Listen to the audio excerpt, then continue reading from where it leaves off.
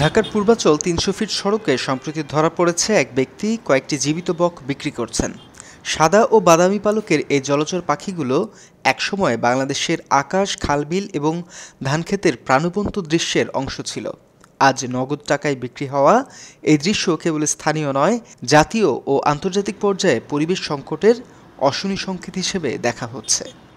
এটা ওই যে মাঝে মধ্যে তো মানে মুরগি আনি তো মাঝে মধ্যে দুটো চারটা লইয়া বয়ে গেছে টুঙ্গি বাজার পরে মাঝে মধ্যে পাইলে তো এক দুশো লাভে লাগে এটা মানে ধরেন অত বিক্রি করে না, মানে টুঙ্গি বাজার থেকে মুরগি কিনবার গিয়ে পরে মানে। বাংলাদেশের গ্রামীণ পরিবেশে একসময় বক ছিল পরিচিত পাখি, কিন্তু দ্রুত নগরায়ন, জলাভূমি ভরাট, দূষণ, খাদ্য সংকট এবং নির্বিচারে শিকার এর সংখ্যা দিন দিন কমিয়ে দিচ্ছে। বন অধিদপ্তরের জরিপ অনুযায়ী গত ২ দশকে বকসহ দেশীয় জলচর পাখির সংখ্যা অর্ধেকেরও বেশি হ্রাস পেয়েছে।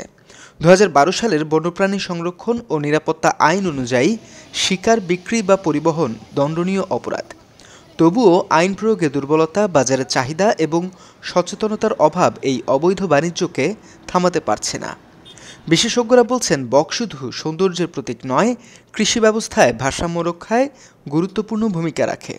ক্ষতিকর পোকামাকড় খেয়ে বক কৃষিক্ষেত্রে প্রাকৃতিক কীটনাশক হিসেবে কাজ করে, তাই এর সংখ্যা কমে গেলে কৃষি উৎপাদনেও নেতিবাচক প্রভাব পড়ে। বন বিভাগের কর্মকর্তারা জানিয়েছেন, পূর্বাচলে জীবিত বক বিক্রির খবর পাওয়া মাত্রই দ্রুত ব্যবস্থা নেওয়া হবে।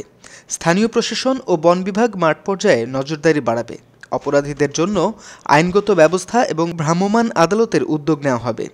পরিবেশবাদী সংগঠন ও গবেষকেরা সতর্ক করছেন, যদি নির্বিচারে শিকার চলতে থাকে, আগামী ১ দশকের মধ্যে বাংলাদেশের বহু দেশীয় প্রজাতি বিলীন হয়ে যাবে। তাই আইন প্রয়োগ, সামাজিক সচেতনতা বৃদ্ধি এবং বিকল্প কর্মসংস্থান নিশ্চিত করা জরুরি।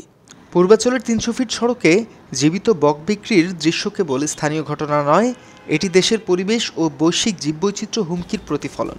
এখনই কঠোর পদক্ষেপ না নিলে ভবিষ্যৎ প্রজন্ম কখনো মুক্ত আকাশে বক দেখবে না। নিউজ ডেস্ক, মাতৃভূমির খবর।